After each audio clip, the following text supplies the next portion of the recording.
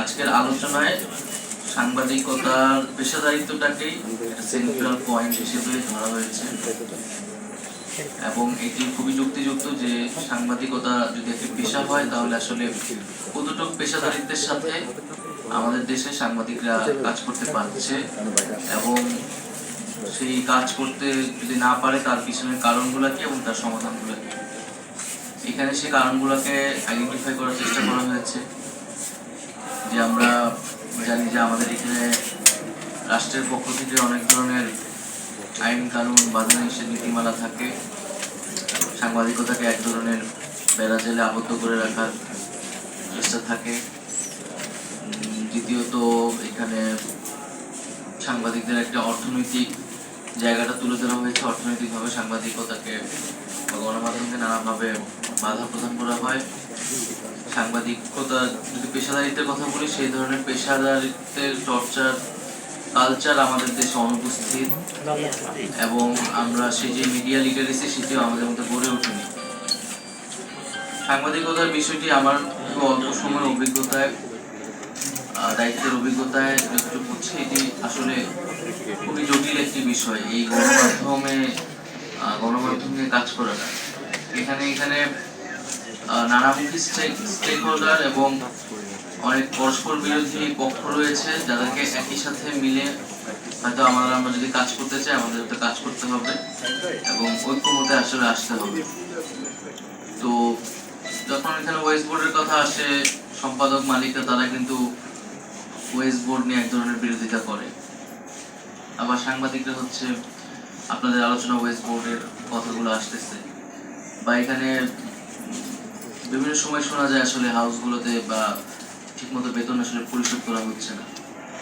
তো সেই জায়গা থেকে যারা মাঠ পর্যায়ে সাংবাদিকরা আছে, এই ধরনের ঘটনা আসলে খুবই কমন আমি মনে করি, যতটুকু আমি বুঝতে পারছি বা শুনতে পাচ্ছি। সেক্ষেত্রে এই বেতনের বিষয়টা আসলে সুলভ হওয়া উচিত। আর দ্বিতীয়ত হচ্ছে আমাদের এখানে সাংবাদিক সংগঠনগুলো রয়েছে, সেই সংগঠনগুলোও সাংবাদিকদের প্রকৃত স্বার্থ রক্ষার জন্য আসলে কাজ করা উচিত। এখানে রাষ্ট্রীয় যে প্রতিষ্ঠানগুলো রয়েছে সরকারি গণমাধ্যম সংশ্লিষ্ট, সেই প্রতিষ্ঠানগুলো নিয়েও কিছু কথা বলা হয়েছে, যে সমস্যাগুলো বলা হয়েছে এবং তার কিছু প্রস্তাবনাও এখানে দেওয়ার চেষ্টা করা হয়েছে। সেগুলো আমরা অবশ্যই বিবেচনা করব এবং আমরা মনে করি যে সাংবাদিকতা যে পেশাদারিত্ব, সেই পেশাদারিত্বের জন্য আমাদের যে এখানে বহুমুখী স্টেক হোল্ডার, সেই বহুমুখী স্টেক হোল্ডারদেরকে নিয়ে আমাদের একটা ঐক্যমতে যেতে হবে আর কি।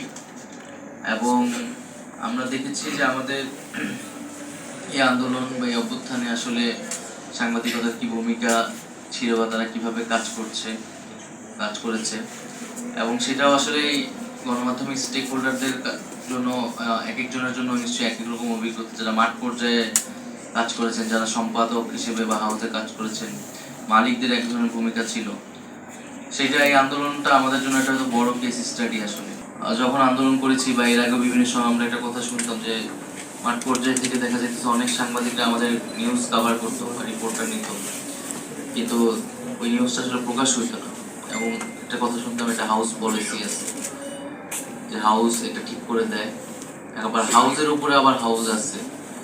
তো এটা আসলে দায়িত্ব নেওয়ার সময় তো আসলে কেউ দায়িত্ব নেয় না। আমরা এখানে সংবাদ মাধ্যমের কথা বলা হচ্ছে, আমরা তো 90-এর গণঅভ্যুত্থানে সেই রেজিস্ট্যান্স দেখেছিলাম সাংবাদিকদের মধ্যে থেকে, কিন্তু এই অভ্যুত্থানে কিন্তু সেই রেজিস্ট্যান্সটা প্রাতিষ্ঠানিকভাবে আসেনি সাংবাদিকদের পক্ষ থেকে। আমার ক্ষুদ্র জ্ঞানে আমি যতটুকু বুঝেছি ততটুকু বললাম, ভুল হলে আপনারা বিবেচনা করবেন। তো সেই জায়গা থেকে আমরা সামনের দিকে আসলে তাকাতে চাই যে আমাদের সামনের দিনগুলোতে আমাদের কিভাবে সাংবাদিকতাকে আমরা আরো পেশাদারিত্বের একটা জায়গা নিতে পারি এবং যাতে আমাদের তরুণরা, মেধাবীরা আগ্রহী হয়। আমাদের তরুণদের মধ্যে কিন্তু সাংবাদিকতায় আসার প্রবণতা দিন থেকে দিন কমতেছে, আগ্রহ কমতেছে এবং এই পেশার প্রতি আসলে একটা হতাশা কাজ করতেছে। কারণ এই পেশাটাকে যেই মর্যাদার সহিত একসময় দেখা হইতো, ভাবা হইতো সমাজে, এবং যেই ভাবা হইতো যে একটা একটা রাজনৈতিক দায়িত্ব হিসেবেও ভাবা হইতো, মানুষ নিজেকে বুঝতে পারতো, কিন্তু সেই জায়গাটা এখন কিন্তু কমে এসেছে আর কি।